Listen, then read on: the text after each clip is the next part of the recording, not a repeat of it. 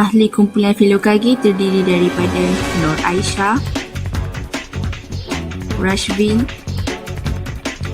Suvimun, Aisyah Afina, Hasan, dan Brinta.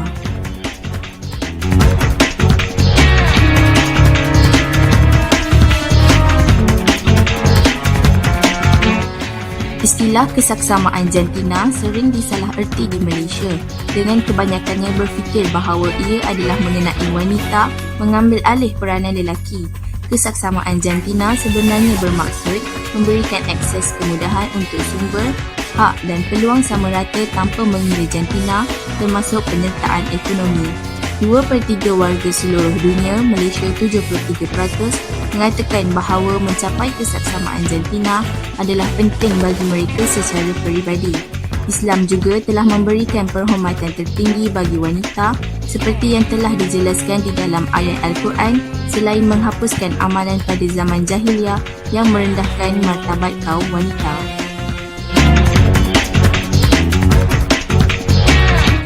Di Malaysia, secara jujur, negara tidak membezakan hak serta kewajipan wanita dan lelaki. Namun berbeza daripada secara de facto, latar belakang sosial budaya, institusi kerajaan, keluarga dan masyarakat yang masih bias gender. Sebagai contoh, adanya diskriminasi terhadap wanita di sektor tertentu seperti ekonomi, penderaan dan gangguan fizikal serta emosi terhadap kaum wanita, dan tempoh cuti bersalin yang tidak mencukupi untuk wanita yang bekerja.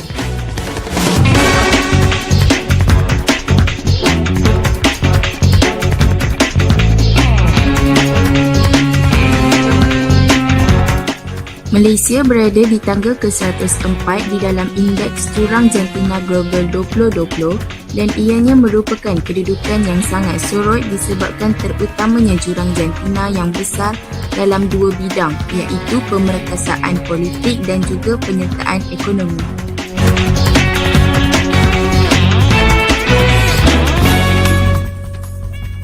Malaysia sebagai salah satu anggota Pertubuhan Bangsa-Bangsa Bersatu telah mengangkat kesaksamaan jantina sebagai matlamat pembangunan mampan atau Sustainable Development Goals SDG yang kelima yang ingin dicapai menjelang tahun 2030. Berikut merupakan statistik pemerkasaan wanita dalam domen terpilih Malaysia pada tahun 2019. Punca dan faktor kesaksamaan jantina. Yang pertama, stereotip mengenai peranan dan tanggungjawab wanita di rumah dan di dalam masyarakat. Isu yang masih hangat dibincangkan oleh masyarakat Malaysia apabila berbicara tentang peranan gender termasuklah isu peranan stereotip lelaki dan perempuan, iaitu isu breadwinner, pencari nafkah dan caretaker pengurus rumah tangga.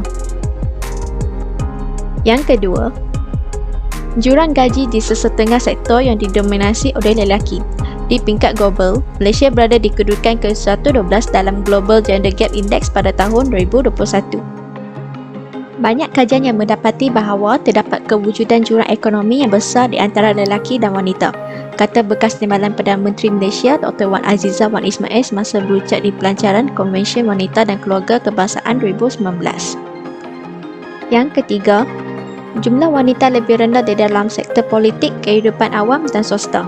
Jumlah wanita yang memegang jawatan dipilih rakyat dalam kerajaan negeri dan persekutuan juga mengecewakan. Ketidaksamaan gender masih lagi wujud dalam arena ini seperti yang terbukti dengan jumlah pelibatan wanita yang sangat rendah dalam semua tahap pentadbiran politik. Malaysia menduduki tangga ke-156 daripada 189 negara di mana jumlah perwakilan wanita di peringkat parlimen sangat kecil.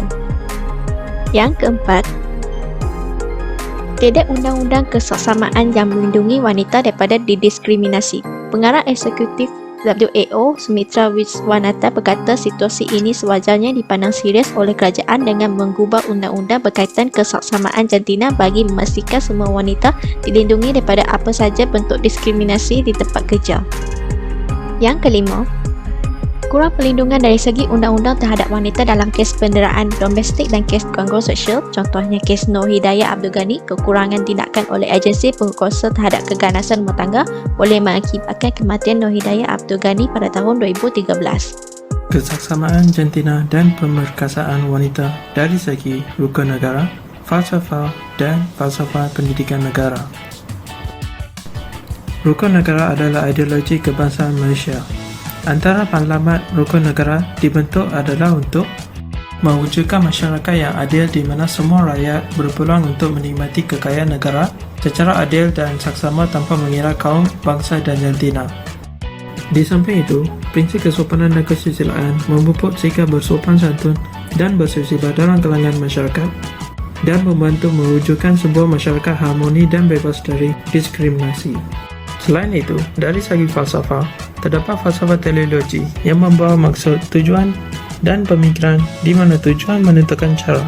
Teori utilitarism yang diasaskan oleh Jeremy Bentham mementingkan kebaikan bersama-sama antara masyarakat. Falsafah ini selari dengan visi kesaksamaan jantina yang menegakkan hak serta membela nasib semua orang tanpa mengenal jantina.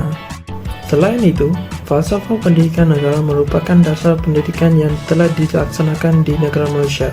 Menurut falsafah pendidikan negara, sistem pendidikan berprestasi tinggi menyediakan pendidikan yang terbaik kepada setiap kanak-kanak tanpa mengira geografi jantina atau latar belakang sosioekonomi. Kementerian juga berhasrat untuk mengurangkan jurang pencapaian antara bandar dan luar bandar sebanyak separuh dan pengurangan jurang pencapaian sebanyak 25% dari segi sosioekonomi dan jantina pada tahun 2020. Kaitan dari segi jasmani, emosi, rohani dan intelek. Dari aspek jasmani, peranan sekolah adalah memastikan penglibatan aktif semua pelajar perempuan di peringkat sekolah dan APT dalam sekurang-kurangnya satu jenis sukan. Ini adalah supaya acara sukan khusus untuk wanita dapat diadakan dan dipupuk.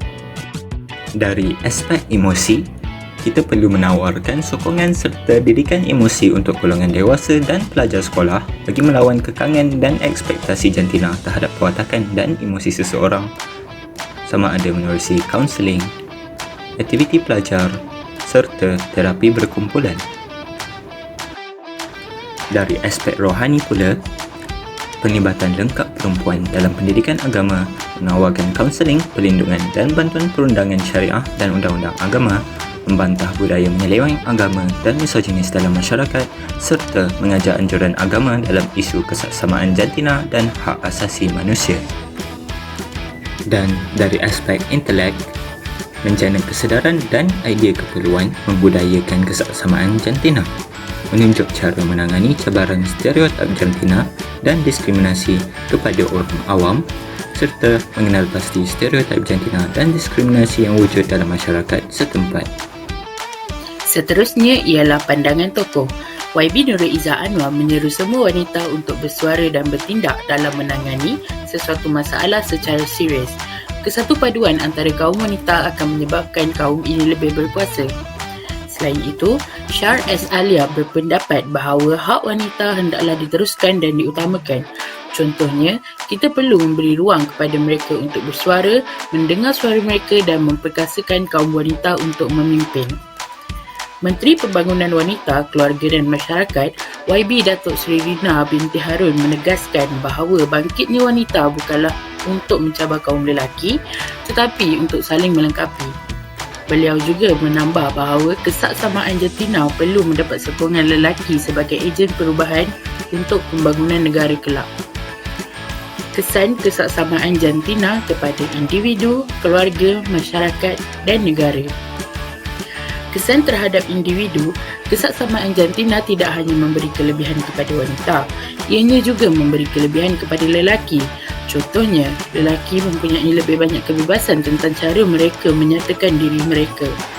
Kesan terhadap keluarga, apabila wanita dapat membuat pilihan tanpa ditentang oleh mana-mana pihak, kehidupan mereka akan bertambah baik. Wanita juga dapat menjaga anak dengan lebih baik apabila mereka dibayar gaji sama seperti lelaki. Kesan terhadap masyarakat, kanak-kanak, wanita dan lelaki mendapat manfaat daripada kesaksamaan jantina. Selain itu, kita juga dapat menangani diskriminasi jantina dan kaum.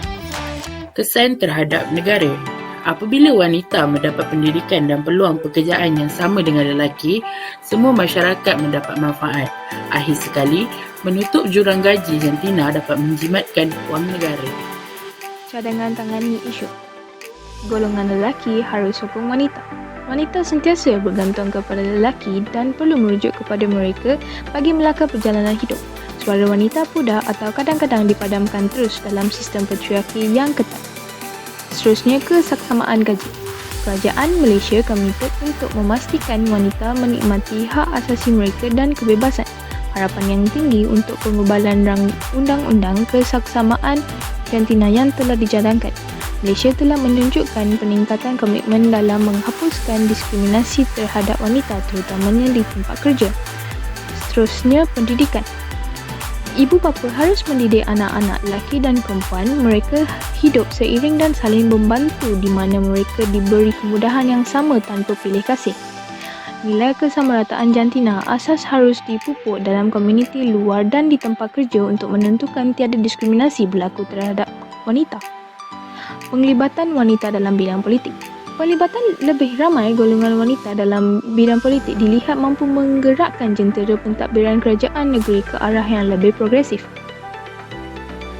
Kesimpulannya, kesaksamaan jantina bukanlah persoalan untuk diberdebatkan. Ia adalah sesuatu yang harus diterima pakai sebagai cara hidup.